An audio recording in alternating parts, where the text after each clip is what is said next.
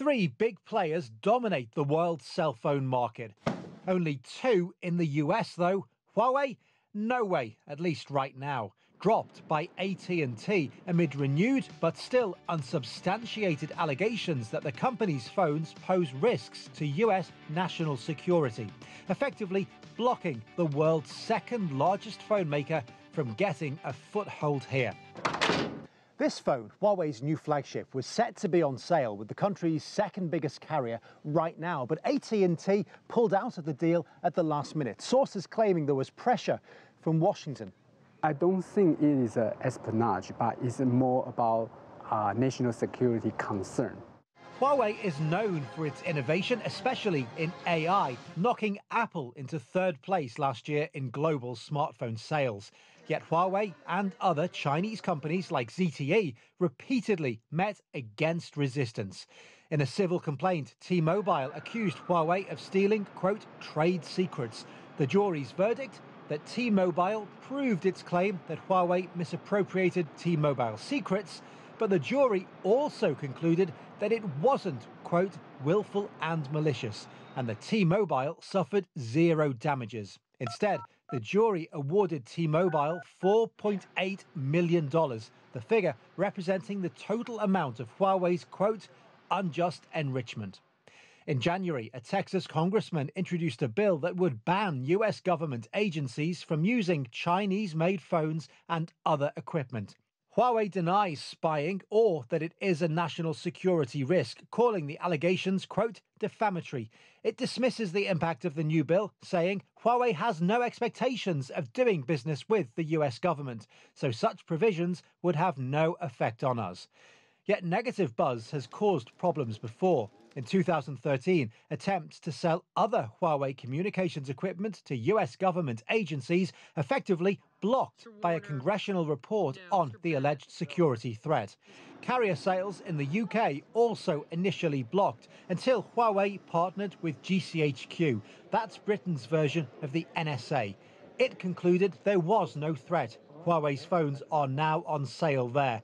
But not here. According to Reuters news agency, members of the US Senate and House Intelligence Committees sent a letter to federal regulators expressing concerns, quote, about Chinese espionage in general and Huawei's role in that espionage in particular. Reuters said it saw a copy of the letter. Huawei says its Mate 10 Pro handset will still be sold in the US unlocked through retailers like Amazon. Reuters quotes a Huawei spokesman saying, quote, privacy and security are always our first priority. The big question here is this all merely politics, or do devices like these represent a genuine security threat? See, here's the thing. Huawei's phones run on the Android operating system, and Android is an open source platform, so there can be security issues from time to time if they are not plugged by the operators and the carriers. But we are not talking about the odd bit of hacking here. We are talking about espionage, very specific word, defined as the practice of spying or using spies, typically by governments, to obtain political and military information. Is this a legitimate concern? Can cell phones ever really be used for espionage? Easily. Cell phones can easily be used for espionage. There are known vulnerabilities in the phones, and then there are also backdoors in the phones. And then there are backdoors that are in there from the chip manufacturers, and then also there are vulnerabilities from the software itself. There is another issue that presents itself here. See, right now we're talking about Chinese companies, but then again, American companies like Intel, for example, have shown their products can also be vulnerable, which raises the question, are any of these products really that secure? It's not just a case of Huawei phones. I mean, this is something that could affect any company, isn't it? Well, sure.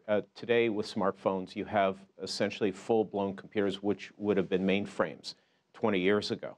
These systems are very complex. They have vulnerabilities in them. It doesn't matter whether the manufacturer is Chinese or American or even South American. It doesn't really matter. The complexity by its very nature allows vulnerabilities to get into the system. How could Huawei turn this around if they do want to convince the American government to let them in? What can they do? One possible solution is they invest their factory in the United States and hire a lot of American workers. By doing so, they really benefit U.S. economy and also at the same time reduce the concern of the national security threat. Huawei vehemently denies any espionage claims, telling CGTN, "We have a robust system of cybersecurity assurance and a proven track record. Our products and solutions are used by major carriers, top 500 companies, and hundreds of millions of consumers in more than 170 countries around the world. We have earned the trust of our partners across the global value chain." Then again, this is a huge market, the world's second largest, and naturally, Huawei wants in. It'll need to keep this conversation going if it wants to make a mark here. Phil Lavelle, CGTN, Los Angeles.